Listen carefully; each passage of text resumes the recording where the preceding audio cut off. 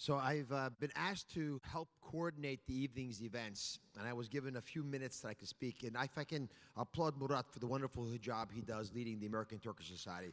Thank you for the leadership. Also well-deserved by Murat was his Ellis Island Award, which he received this year. And he's doing a remarkable thing in allowing all Americans to understand how important immigrants are to this society. Now, you all know that already because you're here.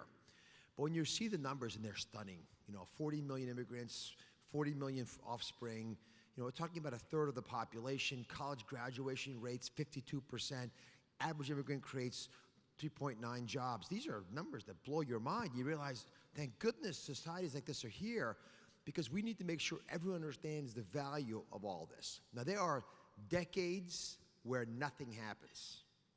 And then there are weeks when decades happen.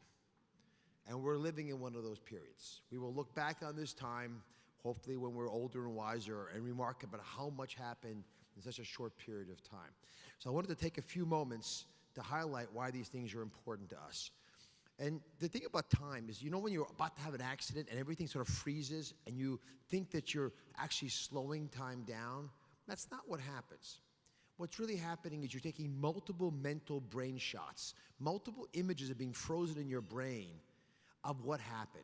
And that's what's happening right now.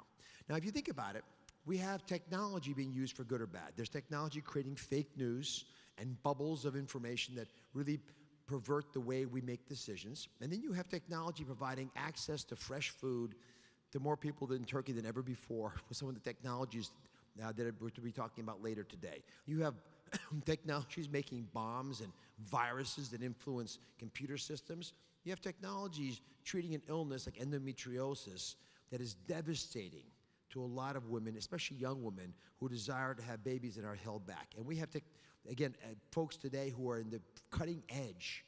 That's what Tamer built his career on, has become iconic as a physician in America. So what is it that characterizes our honorees? What is it about immigrants in general that make it work? Well, here's what they say to themselves, I have found.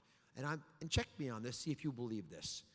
The average person in this society, and in other societies like ours around this country, feel that people who are no smarter than them are making all the rules. So why not make some of the rules about your happiness, about the things you're going to do in life, about the futures of your children? And they get comfortable, we get comfortable, realizing that we're going to be misunderstood. And that's okay, because you don't have to explain all the time. You stop correcting people, they'll get it eventually. Just clarify only when you need to do that, because as Milton Berle said, if there's not a door open, build one so you can knock on it. So with that as a thought, I want to introduce our first honoree, a man who has done a remarkable job building a business in Turkey, a very large business, on the basic belief that the Turks were industrial enough and connected enough to be able to order the best food, because they appreciated quality, online. And by connecting 500,000 people who buy their groceries routinely, buy their food routinely, he makes it a wonderful business. So if I can ask Nevzat Aydın. Actually, Nevzat Aydın has a video. They both have videos before they come up to defend themselves. Come, let me show the video, please.